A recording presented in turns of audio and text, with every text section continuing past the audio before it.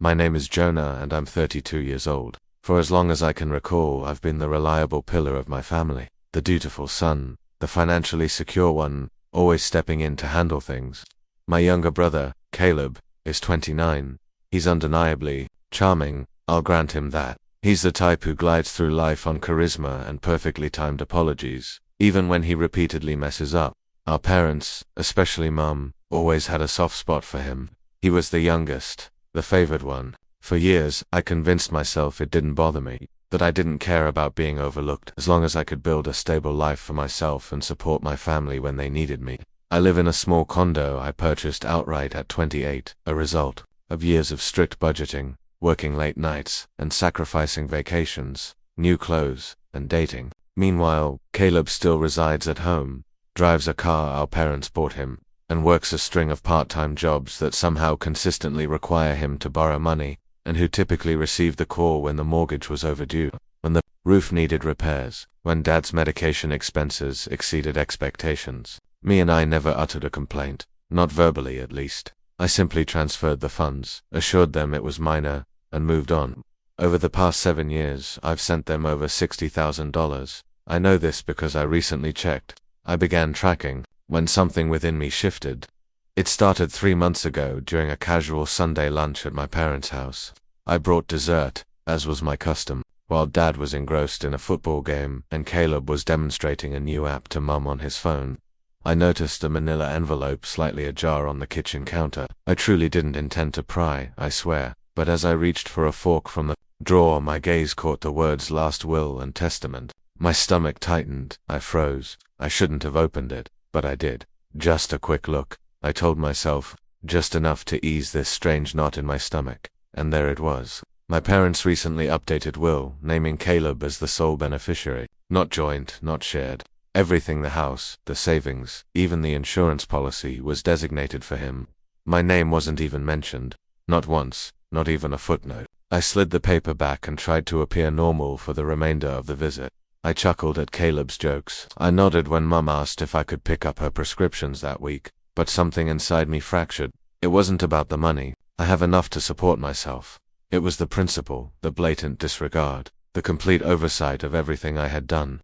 The missed vacations, the promotions I passed on because I couldn't afford to relocate for better opportunities, or because I wanted to be nearby in case they needed assistance. They didn't even leave me a simple thank you. I returned home and couldn't sleep that night. I lay awake, staring at the ceiling, wondering if I had been oblivious all this time, if my affection for them, my unwavering loyalty, had been a one-sided endeavor. Had they always viewed me as merely a contingency plan, the one who would always manage so they wouldn't have to worry? For a week, I remained silent. Then, I made a quiet decision. I ceased the monthly transfer that covered their utility bills. I cancelled the automatic payment for my mom's pharmacy card. I didn't respond to the email asking if I could provide Caleb with just a little for his car insurance this month. No explanations, no confrontation, just silence. It took them nearly 4 weeks to notice, and when they did, it arrived as a text from my mother. No greeting, no punctuation, just send 600 now. The power is about to be cut off. No hi. Number, are you okay? No, we noticed the payment stopped. Just a demand. I stared at the message for a long time. I actually laughed at first.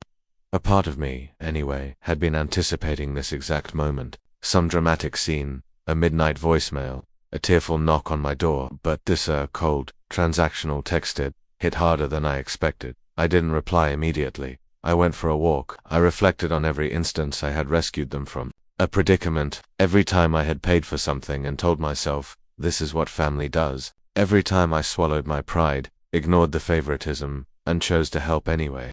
And how it had culminated in a text demanding money.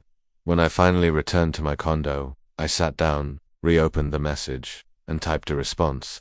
I deleted it, then typed another, and erased that one too. My hands were trembling, not from anger, not precisely, from sadness, I think, from the burden of years of being needed, but never truly appreciated. Eventually, I composed something simple, something definitive, and just as I hit send, my phone vibrated again. Another message. This one wasn't from my mum, it was from Caleb. 1 sentence, 10 words. You're being selfish. They counted on you. This is cruel. I stared at it for a long time, and suddenly, a memory resurfaced. A dinner years ago, right after I'd received my first promotion. I had been so thrilled I offered to pay for everyone's meal to celebrate. I recall how Dad had raised his glass to Caleb that night for finally holding down a job for 2 consecutive months. I remember Mum smiling proudly at him. No one even inquired about my promotion. And now Caleb, who has never paid a single family bill, was labeling me selfish. That's when I realized I wasn't just going to stop helping, I was going to start remembering. I didn't respond to Caleb right away. I couldn't. I just sat there, phone in hand, staring at the screen as those 10 words echoed in my head like a bad joke. You're being selfish. They counted on you. This is cruel. Cruel. That word lodged in my chest like a splinter. It festered. I had been cruel for quietly stepping back after years of stepping up, for allowing them to face, for once, the consequences of their own financial recklessness. I considered calling him, finally unleashing everything I'd suppressed over the years, but I knew it would be futile. He wouldn't listen. Caleb existed in a world where things simply worked out because someone else ensured they did. Instead, I turned to my laptop. I opened my spreadsheet, the one where I had begun meticulously documenting every expense I'd covered for them, every cash transfer, every time I'd purchased groceries, paid the water bill, repaired the roof, replaced the dishwasher, covered Caleb's car repairs, sent gas money, wired funds just until payday. It was all there, itemized, dated, with a grand total of $60,000. And that didn't even account for the intangibles, the lost time, the missed opportunities. The second text arrived half an hour later, again from my mum. I know you saw my message. This is serious, Jonah. Send it now or your dad and I are going to be sitting in the dark. Caleb said you've been acting strange. What's going on with you? No apology, no admission, just guilt-tripping disguised as concern. My fingers hovered over the keyboard. I almost typed back, what's going on with me? But again, what would be the point? That night I skipped dinner. I lay on my couch, lights off, letting the soft hum of my own electricity remind me that I was entitled to boundaries, that it wasn't a crime to expect appreciation, that love doesn't equate to servitude.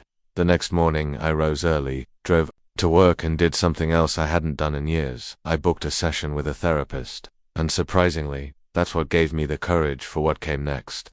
The will, the one I saw lying open on their kitchen counter. I hadn't taken a picture of it that day, but the week after, when my mum asked me to fix her laptop again, I had quietly opened the folder where she'd saved it and emailed myself a copy. It was all there, clear and official, dated 3 months prior, signed, witnessed everything going to Caleb. I sat with that email open for a long time. I didn't forward it, not yet. I wasn't prepared for that battle, but it solidified something I couldn't ignore. This wasn't a misunderstanding. It wasn't a hypothetical future. This was real. They had made their decision, so I made mine. 2 days later, I took a sick day from work and drove to their house unannounced. I needed to witness it, needed to see what it looked like when things started to unravel. My mom opened the door, appearing both surprised and annoyed. The power was clearly still on. Jonah, she said, her voice clipped. Did you get my messages? I stepped inside without replying. The house was dim, the curtains tightly drawn. I could hear the hum of the fridge. So much for we're in the dark. She closed the door behind me, arms crossed. We really needed that money. I don't understand what's gotten into you lately. I surveyed the room. The same couch I helped pay for when the old one broke. The television Caleb selected but couldn't afford. Guess who covered the difference? The dining table bought with my bonus check 3 years ago. I saw the will, I said quietly. Her face froze. I wasn't snooping, it was just there. I only glanced, but I saw enough. She blinked. Jonah, that wasn't supposed to be seen. I finished her sentence. Yeah, I figured. She didn't deny it. She simply walked to the kitchen and busied herself with a glass of water. I followed. Why, Mum? Her back was to me and her voice was cautious. You don't need anything from us. You're doing fine, Caleb. He struggles. He's always struggled. You know that. That's not an excuse, I said. It's not even an explanation. He's your brother, and I'm your son. But you don't seem to remember that unless you need something. She turned sharply now. That's not fair. We love you. We appreciate everything you've done. Then why am I not in the will? Silence. Just the quiet hum of the fridge and the distant sound of a dripping faucet. Because, she finally said, her voice so low I almost didn't hear it. We thought you wouldn't care. I nodded slowly. I don't know what I expected, but that wasn't it. You're right, I said. I don't care, not anymore. Then I walked out. I didn't slam the door. I didn't yell. I didn't send follow-up texts. I just stopped. I didn't attend the weekly lunches. I didn't make check-in calls. I stopped answering Caleb's calls. The silence grew louder day by day until 2 weeks later. That's when it happened. The email arrived on a Wednesday morning. A forwarded message from my mom's email address with a subject line that made my stomach drop: legal notice regarding a state dispute. And what I read inside what they were attempting to do that changed everything. The email was from a lawyer, someone I'd never heard of before, addressed to me, but forwarded through my mother's account, almost as if she preferred not to send it herself. The message was formal, rigid, and impersonal. Nothing like the desperate texts or the half-hearted guilt trips. It began politely, "Dear Mr. Nolan," and then proceeded to state that my presence would be required for an informal mediation session concerning the distribution of family assets. I blinked at the screen. Mediation, family assets. I reread the email 3 times, slower each time, my heart pounding louder with every line. Apparently, Caleb had recently filed a preliminary request to clarify the intent of the will and ensure all parties agreed to the outlined terms, citing possible confusion or verbal assurances made by my parents in past years that I might feel entitled to challenge. In short, he was preemptively trying to prevent me from contesting the will I hadn't even mentioned since discovering it. I leaned back in my chair, stunned. I hadn't planned to contest anything. I'd made my peace, or so I thought. I wasn't going to fight for a house or pursue insurance money I didn't need. All I desired was space. Space from the toxicity, the expectations, the constant demands on my finances with zero acknowledgement. But this was war. Caleb, who hadn't worked a full year in his life, who couldn't maintain a relationship, a job, or a basic sense of decency, was trying to portray me as a threat, as someone greedy, someone aiming to sabotage our parents. Wishes the irony was sickening. And then came the real shocker. Buried at the end of the email was a scanned letter signed by both my parents stating that while we appreciate both of our sons, we believe that Caleb's needs are greater, and this distribution reflects our trust that Jonah, being the more independent and successful, will understand and support our decision. Support. They expected me to support it after everything. The late nights, balancing my own bills while sending them money. The thousands I gave without so much as a thank you. The job I declined in another state because Dad had surgery and I needed to be nearby. The car I bought for myself but gave to Caleb because his had broken down and he needed transportation for interviews. I forwarded the email to my personal account, then to my lawyer. Yes, I had a lawyer. I'd never used him for anything serious, just contract reviews and paperwork for a property I'd almost purchased last year. But now I called him and scheduled a meeting. "I'm not interested in suing my family," I stated during that call, pacing my apartment with the blinds drawn, my voice a low growl. "But I'm not going to sit here while they try to rewrite the narrative and paint me as some kind of scavenger, circling for scraps." He nodded slowly. "Understood. But you should know, if they're escalating this, it means they're nervous. Someone influenced them to take this step. Either Caleb got in their ear, or something's happening that you haven't seen yet." That night I didn't sleep again, but this time, it wasn't sadness that kept me awake. It was something else. Something sharper, something colder, resolve. The next day I began digging. I went through my bank statements, not just recent ones, but those from years past. I compiled a comprehensive file, every single payment I'd made, every transfer, every check. I sifted through emails, retrieved receipts, unearthed old text confirmations. I labeled, I dated, I printed. It felt obsessive. It was obsessive, but it felt like something I needed to do. Then I did something I hadn't considered until that very moment. I reached out to our old neighbor, Mrs. Langley. She used to live next door to my parents before she moved into assisted living last year. A sweet woman, as sharp as ever, always observant. She once mentioned in passing that my mum had a habit of venting too loudly on the phone. I recalled that now. "Mrs. Langley," I said when she answered, "do you remember that time the roof was leaking back in 2019? She chuckled. "Oh honey, I remember. Your mum was crying about the quote she got. Said Caleb was supposed to call someone and never did. She told her sister she didn't know what to do, and then she said, but Jonah will come through.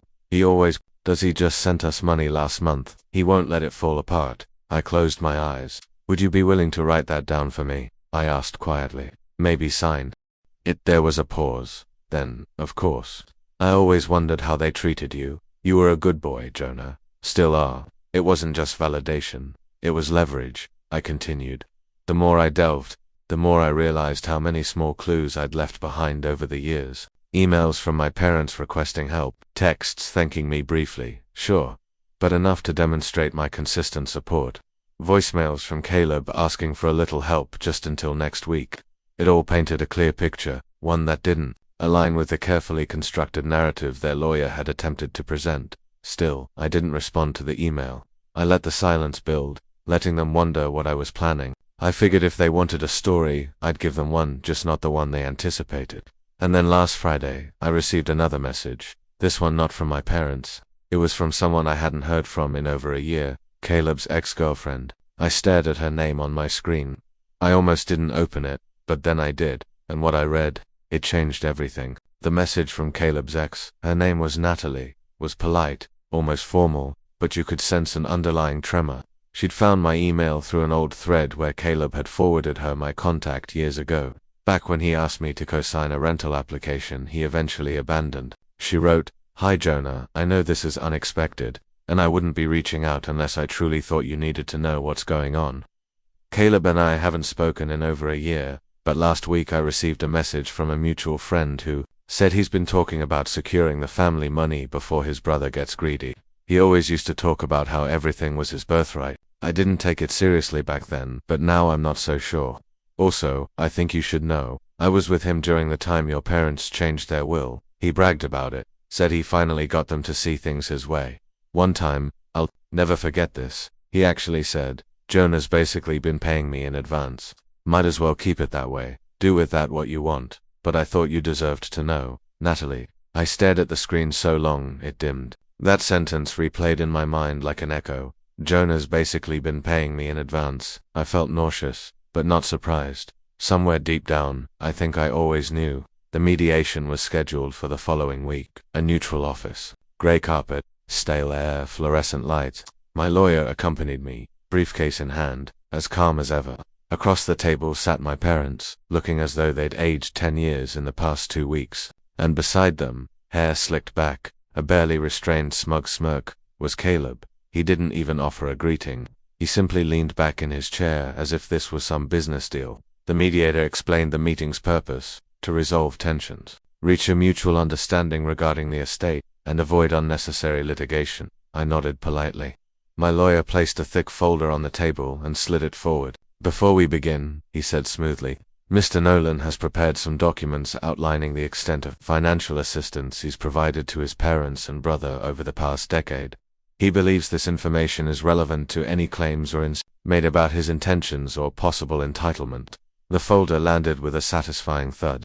Inside were printouts of bank transfers, itemized spreadsheets, screenshots, emails, even a notarized letter from Mrs. Langley. It was comprehensive and devastating. My parents silently flipped through it. Caleb didn't bother. He just looked irritated. Then I spoke. "I'm not here to take your house," I said, my eyes fixed on my parents. "I'm not contesting anything, but I want the record to be clear. I didn't walk away because I needed your money. I walked away because I realized I never truly mattered to you unless you needed something."